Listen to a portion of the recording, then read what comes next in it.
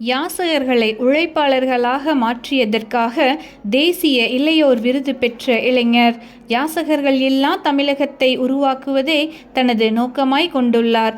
சமூக சேவையே தன் தலையாய பணி.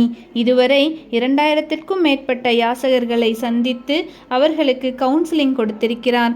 யாசகர்களை குளிக்க வைத்து ஒழுங்குபடுத்துவது, அவர்களுக்கு மாற்று வேலைக்கான ஏற்பாடுகள் செய்வது, அவர்களது குடும்பத்தினரை கண்டறிந்து அவர்களுடன் சேர்த்து வைப்பதென திரு நவீன் அவர்களால் மறுவாழ்வு அடைந்தோரின் எண்ணிக்கை 237. இன்று நிறைய ஊர்களில் இப்பணியை செய்வதற்கு அச்சயம் என்னும் அமைப்பை ஏற்படுத்தி நிறைய இளைஞர்களை அதில் சேர்த்திருக்கிறார்.